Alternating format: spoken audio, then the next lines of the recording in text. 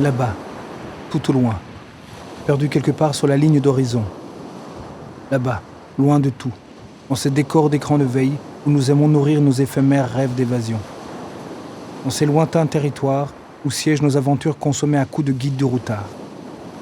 C'est pourtant de là-bas qu'ils sont partis un jour, avec pour seul souvenir les prémices d'un exil censé redonner du sens à leur vie. Ils ont laissé leur enfance, gardant à jamais l'empreinte indélébile d'une terre incohérente, berceau de leurs racines et de leur déracinement. Certains ont fui la pauvreté, l'humiliation, l'obligation.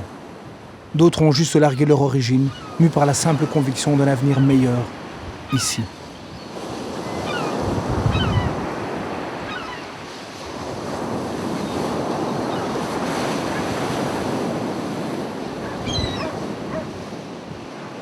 Aujourd'hui, réfugiés parmi nous, marchant chaque jour là, à nos côtés, ils tentent d'apprivoiser leur terre d'accueil, ici et maintenant.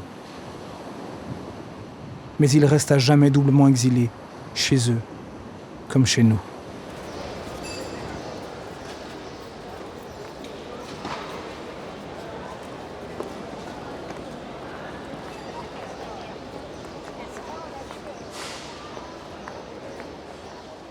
Quand je suis venu en Belgique, j'avais 13 ans et demi. Et je suis venu tout seul ici en Belgique.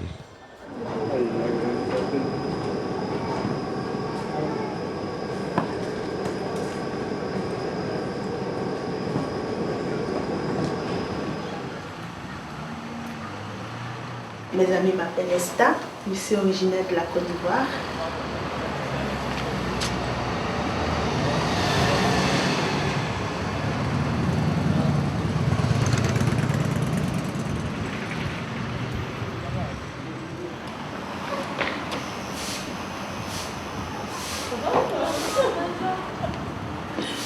Congolaise. Je suis née à Kinshasa et après mes 5 ans, je suis venue en France.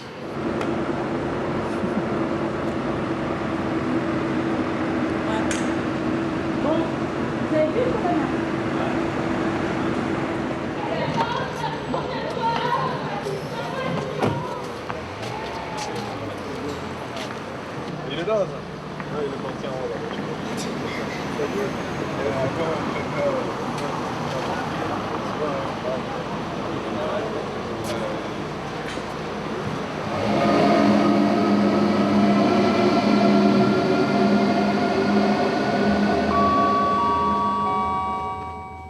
Mesdames et messieurs, bonjour et bienvenue à bord. Je suis Patrick, votre chef de bord.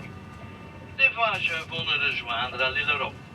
Merci de vous assurer que vous occupez bien le numéro de place indiqué sur votre billet. Je m'appelle Oussou, je viens de la Mongolie. Quand j'étais petit, j'ai vécu avec ma grand-mère et je l'ai aidé à élever des chèvres, des moutons. Et j'ai quitté Ulaanbaatar à l'âge de 6 ans car ma mère elle m'a amené pour retrouver mon père qui habitait en République tchèque, qui travaillait là-bas. J'ai beaucoup voyagé. On est passé par la Russie. J'ai passé 6 ans en République tchèque. De là, je suis passé par l'Autriche pour venir en Suisse, pour habiter là-bas pendant 1 an et demi. Après la Suisse, on était parti en France pour vivre à Paris. Après Paris, on a vécu 1 an à Lille. Je suis passé en Espagne aussi pendant 7 mois. Et après, je suis venu en Belgique.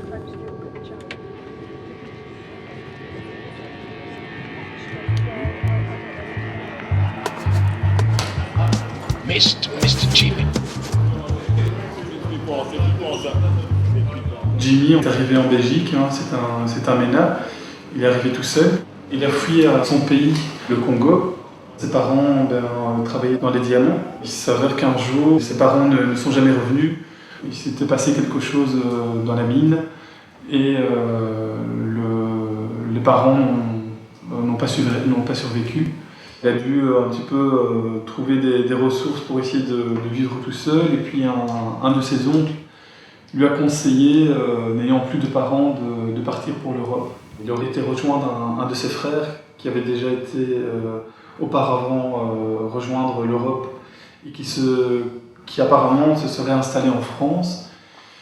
Il n'est pas resté très longtemps en France parce qu'il a vécu quelque chose de très très terrible avec son frère. Apparemment, celui-ci aurait été dans une question plutôt de deal, de drogue, trafic de drogue. Et donc il aurait vu son frère se faire abattre devant ses yeux. Jimmy était vraiment à la base de quelqu'un de très, très calme, très angélique, très respectueux. C'était quelqu'un de super créatif. Il adorait écrire sans arrêt des moments de sa vie ou des choses qu'il a vécues, des choses qu'il voyait dans la rue, même des fois de simples délires. Évidemment, il n'avait pas le langage qu'on aimerait que les jeunes aient, mais il avait son langage à lui. Mais en tout cas, voilà, moi je sentais que dans ce qu'il écrivait, il y avait quelque chose de super profond, les idées étaient super bonnes. Et toutes ces choses-là. Donc Jimmy, c'est aussi ça. C'est un artiste en quelque sorte. Mr. Jimmy.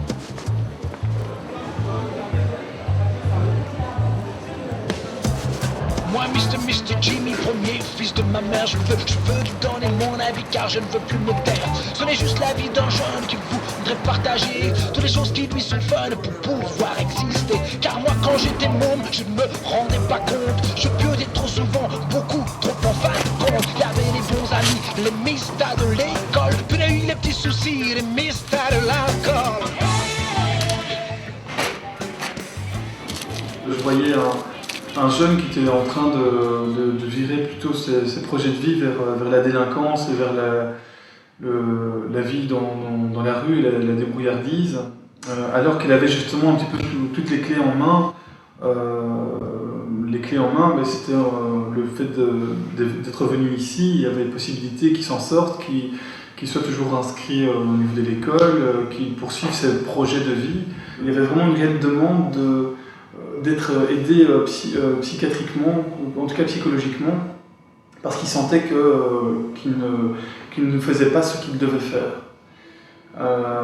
Et donc voilà, finalement, ça a été un échec pour la première fois dans cet hôpital-là, parce qu'ils estimaient ne pas être compétents pour ce jeune-là, qu'il n'y avait pas lieu d'urgence et que ce n'était pas nécessaire de l'hospitaliser, alors qu'à travers tout mon travail que j'ai eu avec lui pendant 1 an, c'est que c'était une de ses demandes, quand il était dans des phases vraiment très lourdes, parce qu'il réalisait qu'il avait décroché une nouvelle école, qu'il ne savait pas qu'il n'arrivait plus à avoir de projet, et réalisait qu'il avait vraiment besoin de s'enfermer dans un lieu où on pouvait le soigner.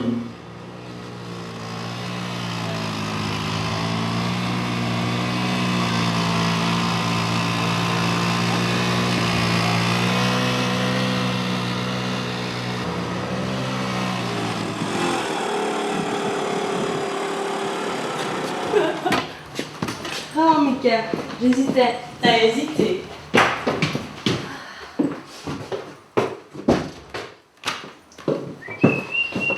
Elle est où, je sais pas. À mon avis, elle est encore sortie. Ouais, je vais aller voir.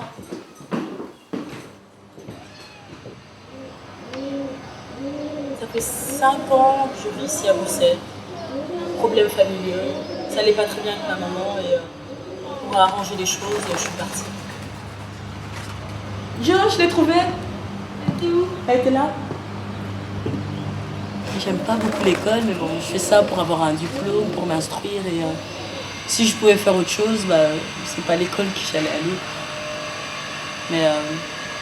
Mais l'école, c'est chouette aussi, parce que ça t'apprend plein de trucs. Tu rencontres des gens. C'est à choisir, finalement, je sais même plus, quoi. Parce qu'à choisir, soit l'école ou le boulot, je préfère encore l'école, quoi. Chips, elle aime pas quand je pars. Même le week-end, elle reste toute seule. Le vendredi, je travaille au 60, c'est à la Bourse, c'est dans un petit bar. Mais c'est très très long. Je commençais à 22h et je finis à 10h du matin. Et vers 5h, 6h, c'est des gens un peu bourrés qui viennent de toutes les soirées de Bruxelles. Et des fois, c'est vraiment fatigant. Enfin, c'est pas 2 fois, c'est tout le temps fatigant, quoi. Et le samedi, je travaille au Canal, c'est des soirées libertines. C'est un concept qu'avant, ça se passait au Mirano. Dirty Dancing, mais ils ont changé de nom. Et à part ça, sinon, je fais quelques photos. Ça, c'est plus ma passion que je préfère. J'aime bien ce milieu de la mode, qu'on me prend en photo, défiler. Si je sais pas quoi faire de ma vie, c'est le seul truc que c'est le seul truc, je me sens capable de bien le faire. C'est aussi, je dois bouger mon cul, parce que je bouge pas trop les fesses. Je crois que j'aime bien attendre. Je suis du genre de personne qui attend, je dis demain, je vais faire ça demain, et encore après-demain. Après, finalement, Giovanna me dit oui, mais Milka, tu l'as toujours pas fait. Arrête de dire demain parce que tu vas jamais le faire, et elle a raison. Mais heureusement qu'elle est là parce qu'elle me motive aussi à faire des trucs. Et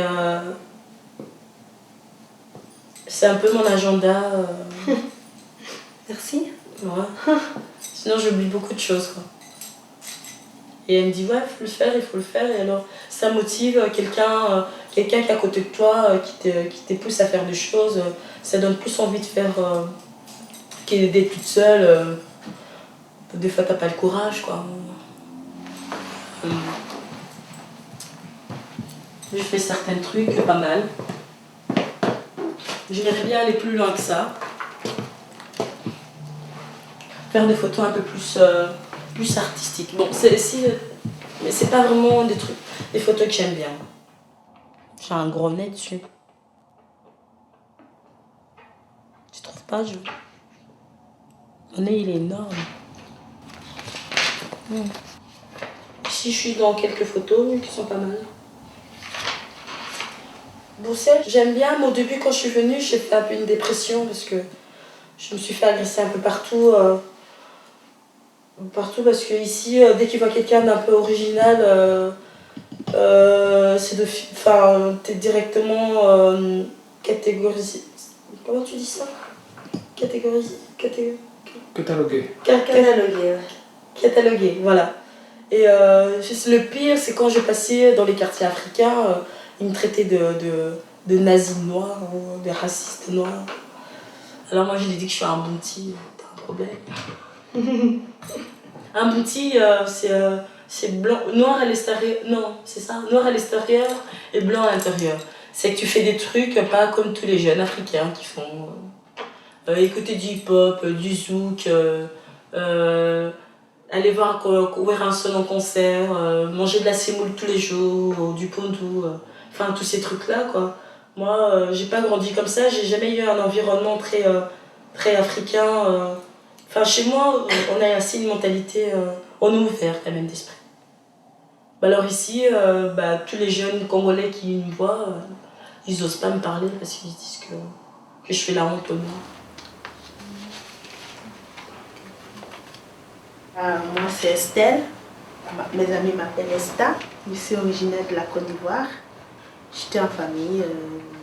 J'étais avec mon père, ma mère, mais ils sont décédés maintenant. Alors, j'ai quitté la Côte d'Ivoire pour la Belgique il y a plus ou moins 3 ans bientôt. Et avec mon petit garçon, Junior, qui va avoir 5 ans bientôt. Et nous sommes arrivés en Belgique. J'avais 16 ans.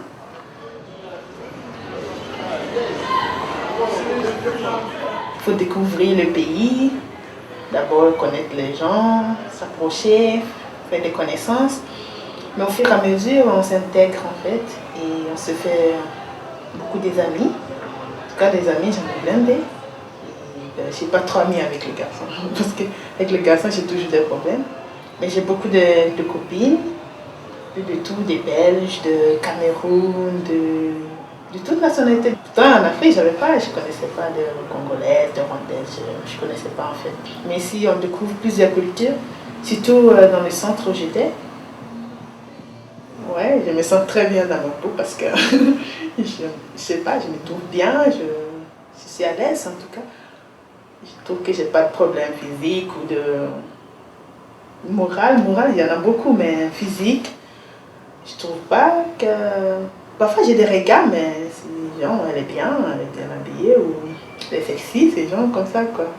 En tout cas, c'est la même, mais je vois pas des regards, genre, c'est qui c'est là, non, il n'y a pas. J'aime beaucoup acheter des fringues chaque mois. En tout cas, chaque fin du mois, j'achète quelque chose pour moi. Et j'aime aussi acheter des chaussures. Chaque fois, j'ai eu de nouvelles chaussures, de la nouvelle coiffure. Là. Et tout mon fric, ça part maintenant. Pas totalement, je fais quand même quelques économies, pas trop.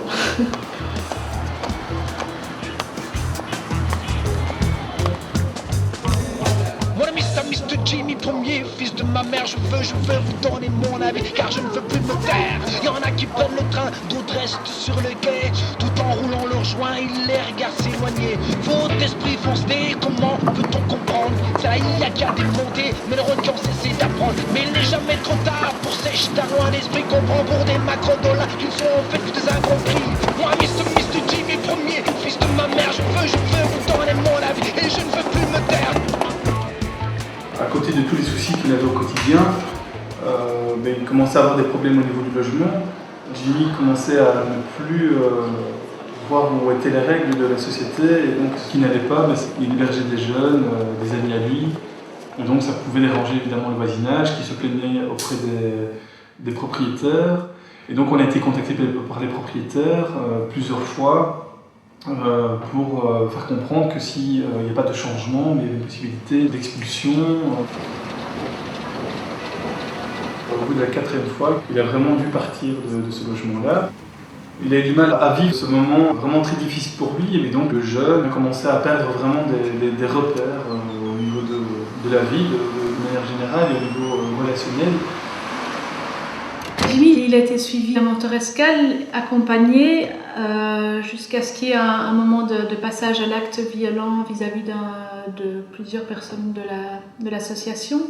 Et donc à partir de là, on a dû mettre les limites et dire que par rapport à nous, ce qu'on pouvait offrir et ce qu'on pouvait accepter, on était arrivé au terme du travail en commun, de la collaboration, aux limites de ce qu'on pouvait accepter par rapport à cette agression qui a eu lieu.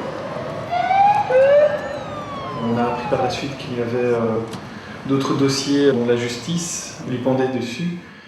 Et donc c'était vraiment l'accumulation de toutes ces petites choses qui a fait qu'il a été incarcéré en prison. La justice a décidé et a reconnu que le jeune n'est pas responsable de ses actes, peut être dangereux pour lui-même et pour la société. Et donc la justice a décidé de l'orienter en défense sociale.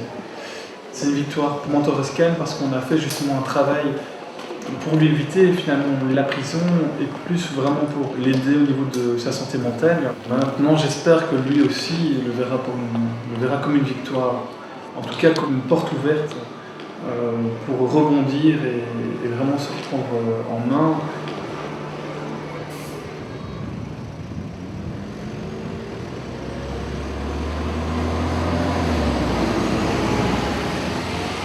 À l'âge de 13 ans, on a vécu à Lille avec ma mère. Elle était faire des courses. C'était un matin en fait. Et je crois qu'il y avait des contrôles de passeport. Je ne sais pas ce qui s'est passé, mais voilà, le soir, ils m'ont appelé pour dire que qu'elle rentre, que ma mère elle rentre au pays. Le passeport était plus valide, alors elle devait retourner en Mongolie. Et que voilà, je suis resté tout seul quoi. Ils m'ont juste dit que elle doit partir ce soir, immédiatement en Mongolie.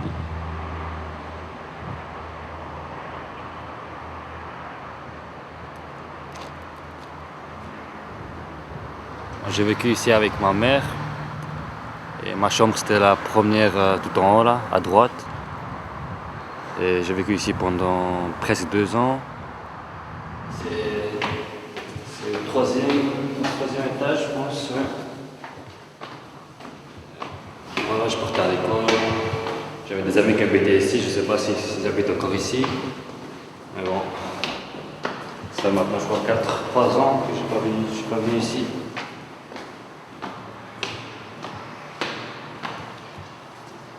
Voilà, c'est juste ici. Je ne sais pas s'il y a des gens que je connais ici encore. Voilà, c'est ici.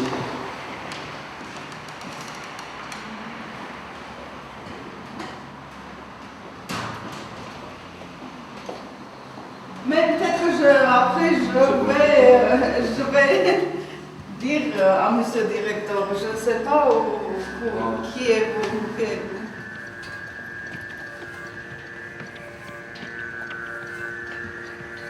Depuis le départ de ma mère, j'ai plus de contact. De temps en temps, peut-être une fois par 3 mois, elle m'appelle. Et avec mon pays aussi, c'est pareil. Ça fait presque 12 ans que je ne suis pas retourné au pays. Peut-être que je vais retourner là-bas un jour. On verra.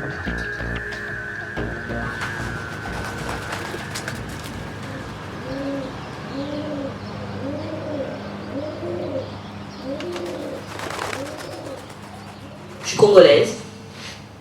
Je suis née à Kinshasa. Je suis partie très tôt de chez moi.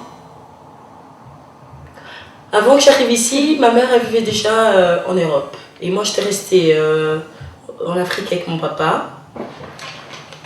Et je sais plus à quel âge je suis venue. Je devais avoir 5 ans, je pense. 5 ans. Ouais. Jusqu'à 5 ans, j'ai vécu avec mon père.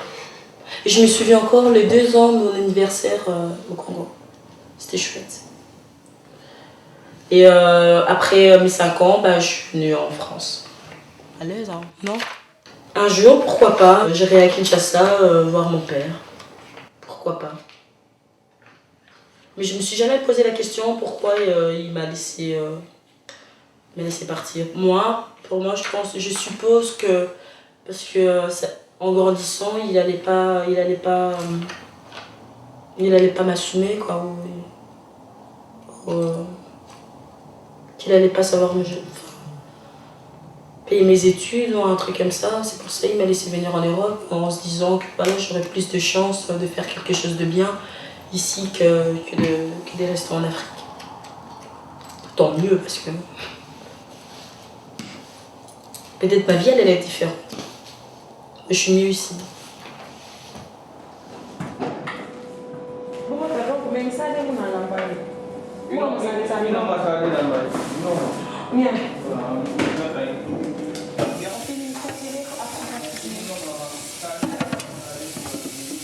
Moi, tous les gens que j'ai pas vraiment vécu avec, c'est pas parce que j'ai pas d'amour, c'est que je ressens rien, j'éprouve rien. Mais mon cœur, il est un peu froid, quoi. C'est comme ma mère, je l'aime beaucoup, mais c'est vrai que si on me dit oui, ta maman elle a eu un accident ou elle a eu quelque chose, je vais avoir mal au cœur. Mais bon, je suis pas du genre que je vais prendre mon téléphone pour appeler maman, ça va, qu'est-ce que t'as fait, ça s'est bien passé ta journée. Puisque voilà, ça n'a jamais été comme ça depuis tout le temps et voilà, je vais pas le faire maintenant, quoi. Et j'ai un feeling avec les gens qui ont partagé ma douleur et qu'ils étaient là au moment où j'étais pas bien. Et c'est à ces gens-là que je m'attache, quoi. C'est pour ça que je suis ici à Bruxelles. Parce qu'en France, oui, il y a ma famille, mais quand j'étais pas bien, ils étaient pas là, quoi. Et ici, voilà, j'ai fait connaissance avec des gens. Enfin, j'en connais pas beaucoup. J'ai 3 amis qui sont vraiment mes amis intimes. Et voilà, et eux, ils font plus partie de ma famille que ma propre famille, quoi. Donc je me suis fait une petite famille ici. Les choses les plus dures, souvent, c'est... Comme j'habite toute seule, depuis 17 ans, j'habite toute seule. J'avais un petit studio. Et maintenant, j'ai un appartement, mais c'est pas quand même gai d'être tout seul. Souvent, il y a des amis qui viennent me voir, mais après, ils partent. Je suis toute seule, là, comme ça. Quand je suis seule, et il y a des trucs qui commencent à me monter à la tête, le passé, tout ce que j'ai vécu, qui me revient. Le mois de septembre, j'ai des problèmes avec ma copine. Ah oui? Parce que toutes les consultations, là, le CPS m'a pas envoyé l'argent de loyer, mais j'ai pris des noms. J'ai payé les consultations. Parce que j'avais pas d'argent sur moi et tout. Alors après, non. Et le propriétaire n'était pas là. Il est venu en octobre. Il a vu que je n'avais pas payé le mois de septembre. Il a répété les plans et tout. Moi, je lui ai expliqué. J'ai dit, le CPS m'a envoyé l'argent. Mais moi, j'ai des problèmes. Alors, j'ai utilisé, mais je vais rembourser et tout. Non, j'étais même allée au CPS et tout. J'avais un peu, j'avais pas tout utilisé, j'avais utilisé que 100, 200 euros pour payer les ordonnances. Et je lui ai donné le reste. Et il m'a dit qu'il faut que le CPS lui écrive une lettre, soit disant que je vais rembourser. Normalement, les consultations au CPS te les remboursent. C'est maintenant qu'ils vont me faire une carte santé. Tu n'en avais pas avant. J'avais demandé au début avant de tomber malade. Ils ont refusé, ils ont dit et pourquoi? T'en as pas besoin, que c'est des gens qui vont chaque jour à l'hôpital. Maintenant, même pas un mois après, je suis tombée malade. Normalement, je vais appeler ton assistante sociale, mais là, elle n'est plus là. La dernière fois, c'est là. C'était Harry. Je vais l'appeler pour voir. C'est pas normal que tu aies du tout avancé pour tes consultations parce que c'est cher, surtout les spécialistes, j'imagine. C'est 50 € la consultation, non? Oui, j'ai payé. Il y avait une partie qui est pas à la mutuelle, mais il y avait une partie que moi-même je payais. Oui, bah oui, c'est ça. C'est toujours la mutuelle te rembourse une partie et l'autre partie, c'est toi qui payes. Mais normalement, quand tu es au CPS, pas. Je vais l'appeler demain parce que là, il n'y a plus personne. C'est ce qui a fait que je suis rentrée dans l'argent des propriétaires.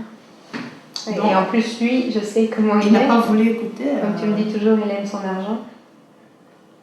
Donc, et quoi alors maintenant? Donc ce mois-ci, tout l'argent qu'ils m'ont donné, moi je lui ai donné 250.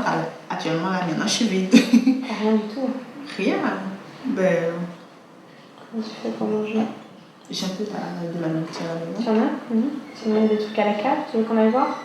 Banque alimentaire? On va aller voir un peu ce qui reste. J'ai un fils qui a bientôt 5 ans, il s'appelle Junior. Pour l'instant, il ne vit pas avec moi parce qu'il est placé, ça va faire bientôt 2 ans dans une institution pour des différentes raisons. Parce que j'étais encore un peu plus jeune quand je suis arrivée avec lui et j'arrivais pas vraiment à m'occuper de lui. Alors, ils ont préféré le placer jusqu'au moment, jusqu'à ce que je finisse mes études en fait.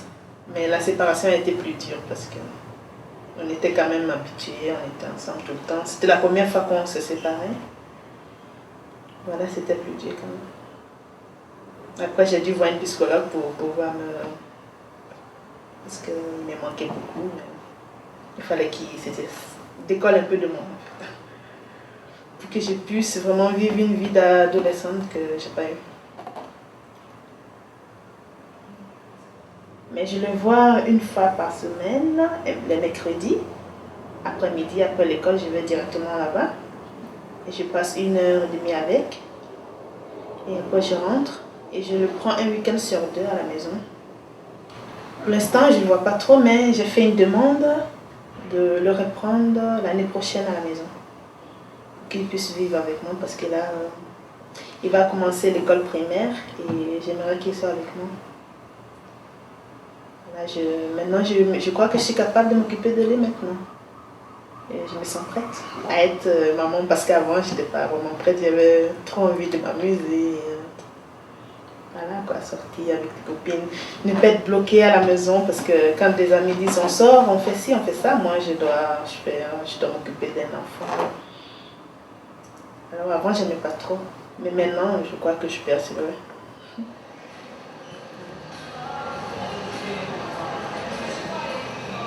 À l'école, j'étudie le marketing et la vente. Je fais mon stage dans le magasin B52.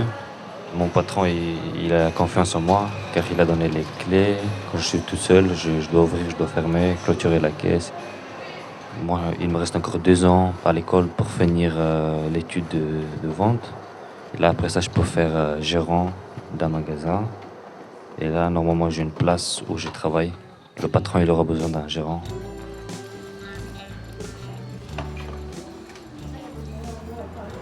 Je me vois terminer mes études, travailler en tant que comptable, bien sûr, vivre avec mon enfant. Je compte bien me marier un jour, mais pour l'instant, je ne sais pas, c'est pas dans mon planning en fait. Et j'ai envie de découvrir beaucoup de pays. Pour l'instant, je me dis, bon, je vais avoir un petit diplôme et après, si je peux faire un petit truc pour moi, faire sortir un album comme ça, parce que chaque fois, j'écris des petits tests à la maison. Je compte un jour réaliser ce rêve-là. Au moins, même si je ne fais pas de ça une carrière, mais au moins si je fais un petit truc qui me fait plaisir.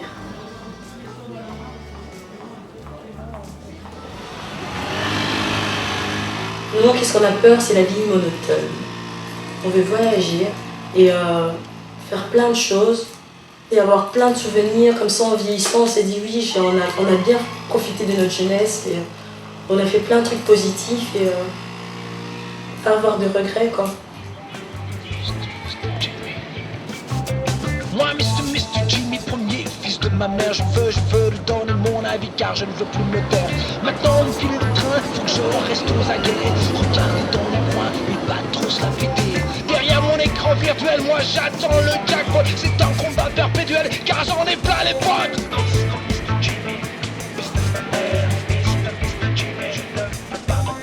Moi, le Mr. Jimmy, premier fils de ma mère, je t'ai donné mon avis, maintenant je peux me taire.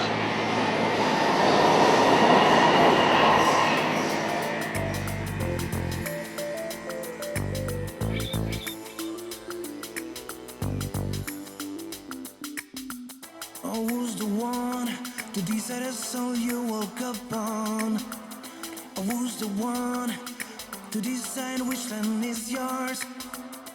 I don't know, we choose the right directions. Tell me why.